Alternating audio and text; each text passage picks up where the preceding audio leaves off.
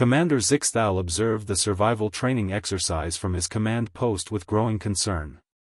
42 cadets from 18 different species had been dropped on the uninhabited forest planet with standard rations and basic tools. The mission was simple: survive for 30 days and demonstrate competent shelter construction. After 1 week, inspection drones transmitted their reports. The results were predictable. Vrelian cadets had constructed efficient pod structures with perfect temperature regulation.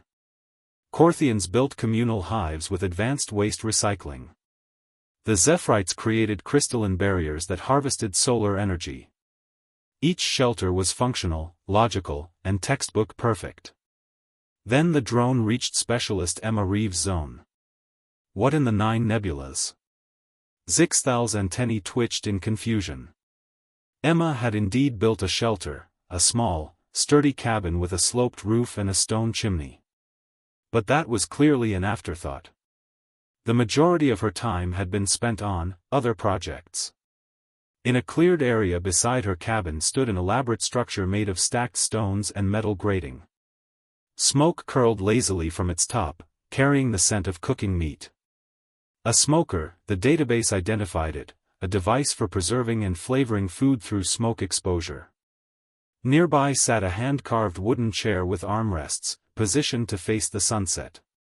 Not a functional seating apparatus for task completion, a chair specifically designed for comfort and relaxation. Most baffling was the sheltered alcove she'd built into the cabin's side wall. Wooden shelves lined it, and Emma had filled them with bark sheets covered in pressed plant specimens, hand-drawn star charts, and what appeared to be a journal written on processed plant fiber. A library. She'd built a library. Zixthal dispatched an inspection team immediately. Lieutenant Vorenake, a battle-hardened Draxian, approached Emma's camp with his tactical assessment team. They found her sitting in the wooden chair, reading from her handmade journal while something sizzled in the smoker. Specialist Reeves, Vorenake's translator, crackled with disapproval. This exercise is about survival, not leisure. Emma looked up, genuinely confused. Sir, I am surviving. Shelter's waterproof, insulated, and structurally sound. I've got 4 weeks of smoked meat ready, water filtration system running, and a perimeter alert system using local materials. Then why, Vorenake gestured at the chair and library, waste time on these? Emma stood, her expression serious. Lieutenant, surviving isn't the same as living. My ancestors learned that the hard way. She walked to her smoker, checking the temperature. Humans spent 200,000 years just surviving, running from predators, hiding from weather, scraping by. We learned that if you only focus on survival, you don't actually survive.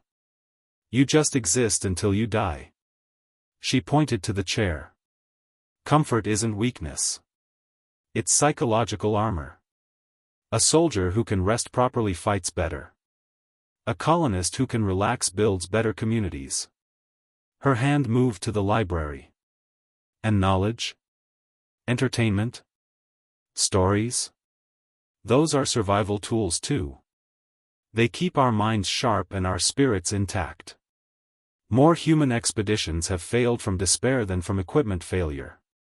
Vorenake's combat protocols had no response for this. Emma continued, every species I've studied approaches survival as a challenge to overcome. Humans approach it as a lifestyle to perfect. We don't just want to survive 30 days, we want to thrive. There's a difference.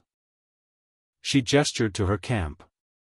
In 3 weeks, every other cadet will be counting days until extraction, mentally exhausted from pure survival mode. I'll be reading, eating well-seasoned food, and actually enjoying the sunset. When we return to duty, who do you think will be in better condition? Commander Zixthal, listening through Vorenake's comm, felt his understanding of human psychology shift fundamentally. That evening, he updated the exercise parameters. New objective, don't just survive. Thrive. The other cadets, already stressed and uncomfortable, received the update with confusion and anxiety. Emma simply smiled, turned the page of her journal, and seasoned another batch of meat. Humanity, Zixthal noted in his report, doesn't just adapt to hardship. They domesticate it.